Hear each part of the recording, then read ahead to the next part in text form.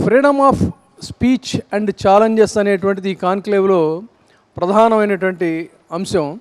Freedom of expression అనేటువంటిది భావ ప్రకటన స్వేచ్ఛ ఉండాలి, కానీ అది పరిధులు దాటితే, అంటే ఆర్టికల్ 19(1) అనేది రాజ్యాంగం మనకి ఇచ్చింది, కానీ దానికి కొన్ని లక్ష్మణ రేఖలు కూడా ఉన్నాయి ఆర్టికల్ 22. సో ఈ రెండు అంశాలని దృష్టిలో ఉంచుకొని వారిని ప్రసంగించవలసిందిగా నేను ఆహ్వానిస్తున్నాను. మనది ఒక విశిష్టమైన ప్రజాస్వామ్యం. ప్రపంచ చరిత్రలో తొలి రోజు నుంచి వయోజన ఓటు హక్కుని ప్రసాదించిన మొట్టమొదటి దేశం భారతదేశం. ఇది మనందరికీ చాలా మామూలుగా అనిపిస్తుంది, కానీ ఒక విప్లవం ఇది. అప్పటిదాకా ఏ దేశమో ఆ సాహసాన్ని చేయలేదు. బ్రిటన్ని మీరు తీసుకుంటే 1215లో ప్రజాస్వామ్య ప్రస్థానం ప్రారంభమైంది మ్యాగ్నా కార్టాతో. అంటే 811 సంవత్సరాలైంది. 1928 దాకా మహిళలకు ఓటు హక్కు లేదు. అంటే వాళ్ళ ప్రజాస్వామ్య ప్రయాణం ప్రారంభించిన తర్వాత 713 సంవత్సరాలకి మహిళలకు ఓటు హక్కు వచ్చింది. అంతకుముందు కొన్ని దశాబ్దాల కాలంలో క్రమక్రమంగా మగవాళ్ళందరికీ వచ్చింది. అంతకుముందు ఆస్తున్న వాళ్ళు కొద్దిమందికి పరిమితంగా ఉండేది. అమెరికాని తీసుకుంటే ప్రజాస్వామ్యం ఆ దేశంలో వర్జీనియా రాష్ట్రంలో 1619లో ప్రారంభమైంది మొట్టమొదటి ప్రజాస్వామ్యం ఆ రాష్ట్రం నుంచి. ఎందుకంటే కాలనీస్ ఏర్పాటైనాయి, ప్రభుత్వం లేదు, నియమాలు లేవు, చట్టాలు లేవు, ఏం చేయాలని చెప్పని మీమాంస పట్టి వాళ్ళు వర్జీనియా రాష్ట్రంలో కూర్చుని అక్కడ ఏర్పాటు చేసుకున్నారు. అది క్రమక్రమంగా అన్ని రాష్ట్రాలకి 13 రాష్ట్రాలకు విస్తరించింది. 1776లో అమెరికా ఒక ఫెడరల్ దేశంగా ఏర్పాటైంది. అయినా కూడా 1920 దాకా మహిళలకు ఓటు హక్కు లేదు. వాళ్ళు రాజ్యాంగం రాసుకుంటున్నప్పుడు రాజ్యాంగ నిర్మాతల్లో కీలకమైన వారిలో ఒకరు రెండవ అధ్యక్షుడు జాన్ ఆడమ్స్. ఆయన భార్య ఎబిగైల్ ఆడమ్స్ చాలా విజ్ఞురాలు, ఆవిడ విదుషీమణి. భర్తకు ఉత్తరం రాస్తూ మహిళల్ని మర్చిపోబోకండే మీరు రాజ్యాంగంలో అని చెప్పన్నది, కానీ మర్చిపోయినారు. 1920 దాకా మహిళలకు ఓటు హక్కు లేదు. అలాగే వివక్షకు గురైన నల్లజాతి వారికి కాగితం మీద ఓటు హక్కుని సివిల్ వార్ తర్వాత ఏర్పాటు చేశారు 1860 దశకంలో. కానీ వాస్తవానికి 1960 దాకా, ఒక 60 ఏళ్ల క్రితం దాకా, సివిల్ రైట్స్ మూమెంట్ వచ్చేదాకా ఆ హక్కు అమలు కాలేదు. అలాంటిది ఇంత సంక్లిష్టమైన సమాజంలో ఇన్ని కులాలు, మతాలు, భాషలు, ప్రాంతాలు, ఇన్ని భావజాలాలు, ఇంత పేదరికం ఉన్న సమాజంలో, ప్రపంచ చరిత్రలో ఇంత పేదరికంతో ప్రజాస్వామ్యం ప్రారంభించే సాహసాన్ని ఎవరు చేయాలి. ఏదో ప్రారంభించేసి క్రమక్రమంగా విస్తరించే ప్రయత్నం జరిగింది, కానీ ఒక్కసారిగా ప్రజాస్వామ్యాన్ని ఇచ్చే ప్రయత్నం ప్రపంచంలో ఎక్కడ జరగలేదు. అది చాలా సాహసోపేతమైన చర్య. అదీ కాక దాదాపు 1000 ఏళ్ల పాటు మనకి స్వపరిపాలన అనుభవం లేదు. గతంలో ఉండేది చోళుల కాలంలో స్థానిక ప్రభుత్వాలు, ఉత్తర మెరూరు ఇన్స్క్రిప్షన్ వగైరా లాంటివి.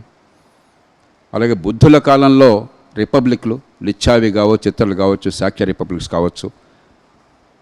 కానీ గత 1000 ఏళ్లుగా వివిధ కారణాల వల్ల మనకు స్వపరిపాలన అనుభవం లేదు. ఆ నేపథ్యంలో ఒక అసాధారణమైన సాహసాన్ని చేశారు మన రాజ్యాంగ నిర్మాతలు. మరి ప్రజాస్వామ్యం అని చెప్పంటే ఓటు ఒక్కటే కాదు, ఇందాక నేను మనం చేసినట్టుగా మనందరికీ తెలుసు.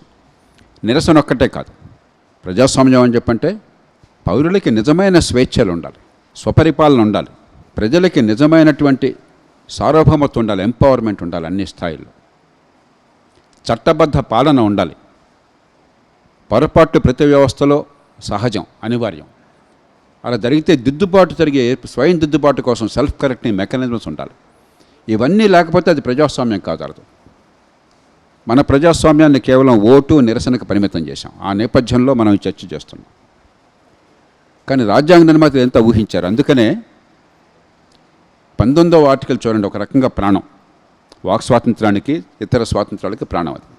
19(1)లో ఈ వాక్ స్వాతంత్రం సహా అన్ని స్వాతంత్రాలు, 19(1)(a) వాక్ స్వాతంత్రం, మిగతావన్నీ ప్రస్తావించారు.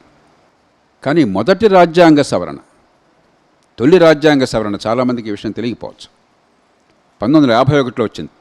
ఏ అంబేద్కర్ అయితే రాజ్యాంగ నిర్మాతో, ఏ నెహ్రూ అయితే రాజ్యాంగ వ్యవస్థల రూపకల్పన చేశారో ప్రధానమంత్రిగా, ఆ ఇద్దరు బాధ్యత తీసుకుని ఉండగా అంబేద్కర్ రూపకల్పన చేశారు మొదటి రాజ్యాంగ సవరణ, ఫస్ట్ అమెండ్మెంట్. ఏమిటది?